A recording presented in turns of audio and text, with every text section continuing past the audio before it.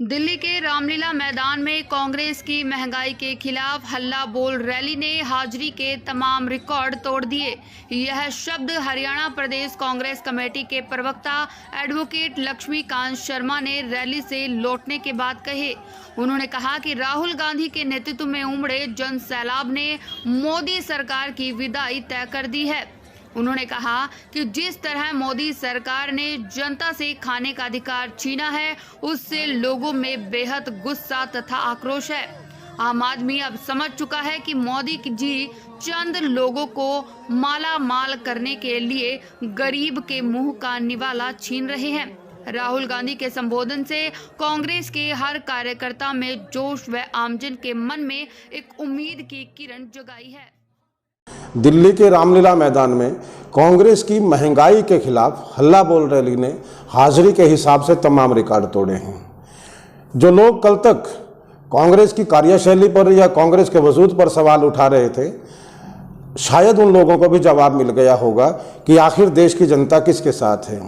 हिंदुस्तान की हर कोने कोने से, हिंदुस्तान के हर राज्य से जिस तरीके से लोगों ने खुलकर इस रैली में हिस्सेदारी की है, रैली में भागीदारी की है, कहीं ना कहीं राहुल गांधी जी के नेतृत्व पर जो एक बड़ी मोहर लगाई है, वो नरेंद्र मोदी सरकार को पता चल चुका होगा। और नरेंद्र मोदी भी शायद इस बात को समझ चुके हैं कि आने वाला समय जो है कांग्रेस का है वो राहुल गांधी का है। इसीलिए बौखलाहट में कुछ उल्टे सीधे बयान भी ये लोग दे रहे हैं। लेकिन मैं एक बात और कहना चाहूँगा कि जिस तरीके से इस देश की जनता ने इतने बड़े पैमाने पर हाजिरी दर्ज दिल्ली में करवाई है, वो कहीं ना कहीं नरेंद्र मोदी सरकार की उन नीतियों के खिलाफ एक जनाक्रोश है, एक ऐसा आक्रोश है कि जो आम जन को, आम भारतीय को, देश के आम नागरिक को रोटी के अधिकार से भारतीय जनता पार्टी की सरकार, मोदी सरकार जो लगातार दूर करता चाहती है और रोटी का अधिकार उनसे छीन करके, आम जन से छीन करके अपने मित्रों अंबानी अडानी के हाथों में सुरक्षित करना चाहती है, ताकि रोटी के लिए जो देश की जनता है वो अंबानी या अडानी पर निर्भर करें। निजीकरण का जो प्रयास सरकार द्वारा किया गया है, जो निजीकरण किया गया है, वो इसी बात को चिन्हित करता है कि नरेंद्र मोदी सिर्फ और सिर्फ अंबानी और अडानी के लिए काम करते हैं। इस देश की भूखी जनता के लिए नहीं, इस देश के आम नागरिक के लिए नहीं, व्यापारी कर्मचारी के लिए नहीं, दुकानदार के लिए नहीं। सिर्फ एक ही मकसद नरेंद्र मोदी सरकार का है कि किसी भी तरीके से अंबानी और अडानी के घर भरे जाएं और देश की जो संपदा है, जो संपत्ति है, वो इन दो लोगों के हाथ में सौंप दी जाए। और मैं कहना चाहूंगा कि इसका ताजा एक उदाहरण ऐसा सामने बिल्कुल हमारे आया है। कुछ दिन पहले तक जो अडानी साहब हैं वो विश्व के 328वें नंबर के धनी व्यक्ति थे, लेकिन अभी जो ये आंकड़े आए हैं, पता लगता है कि वो विश्व में तीसरे नंबर पहुंचे हैं। पूरे कोरोना का पिछले 3 साल से देखिए, पूरे हिंदुस्तान की जनता भूखमरी से जूझ रही है। हिंदुस्तान के आम आदमी का काम जो है वो खत्म हुआ है। लेकिन ऐसा क्या चमत्कार है कि अडानी साहब की कंपनी या अडानी साहब आज दूसरे तीसरे नंबर पर आज पहुंच चुके हैं। और न केवल अडानी बल्कि अंबानी साहब का भी यही हाल है। तो अब जनता जागरूक हो चुकी है, जनता इस बात को अच्छी तरह समझ चुकी है। ये सच है कि पहले जो 8 साल का जो नरेंद्र मोदी साहब का जो शासन है, उस शासन में से काफी समय तक, मैं कह सकता हूं कि 7 साल के करीब लोग भ्रम में रहे हैं, लोगों छलावे में रहे हैं, क्योंकि ये लोग जो है छलते बहुत अच्छे तरीके से हैं मोदी साहब।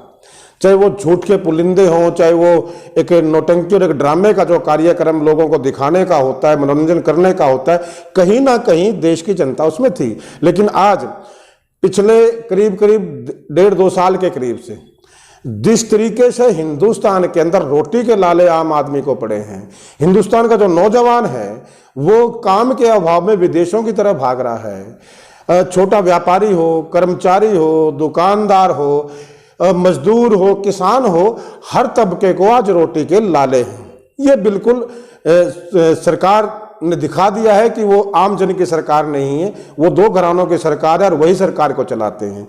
ये आक्रोश जो दिल्ली के अंदर उमड़ा है, ये जनता का एक गुस्सा है कि किस तरीके से नरेंद्र मोदी ने खाने के हकों पर डाका डाला है, किस तरीके से चाहे दूध है, चाहे दही है, चाहे घी है, चाहे मक्खन है, चाहे पनीर है, खाने की हर चीज पर टैक्स लगा दिया गया है। और मैं कह सकता हूं कि ये देश की जनता को जो है वो भूखा मारने की एक ऐसी नीति मुझे लगती है नरेंद्र मोदी साहब की, कि जिसे कहते हैं कि खाने के अधिकार से महरूम देश की जनता को करना है।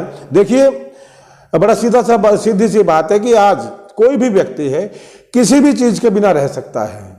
कपड़े कम पहन सकता है, गाड़ी की बजाय वो बाइक पर चल सकता है, साइकिल पर चल सकता है, पैदल तक आ सकता है।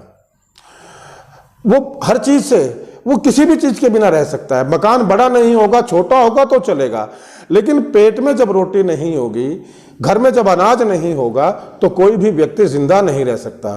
तो मैं नरेंद्र मोदी सरकार के बारे में कहना चाहूंगा कि नरेंद्र मोदी सरकार ने हिंदुस्तान के आम जन से खाने का अधिकार छीनने का काम किया है, लेकिन मोदी साहब के पाप का घड़ा अब बिल्कुल भर चुका है। देश की जनता जागरूक हो चुकी है, और जिसका जो प्रमाण है वो दिल्ली की हल्ला बोल रैली है कांग्रेस की, कि जिस तरीके से हिंदुस्तान की जनता ने कांग्रेस के नेतृत्व में आदरणीय राहुल गांधी जी में आस्था जताई है, विश्वास जताया है, भरोसा जताया है, ये तय कहीं ना कहीं हुआ है कि देश की जनता फिर से कांग्रेस की तरफ मुड़ी है।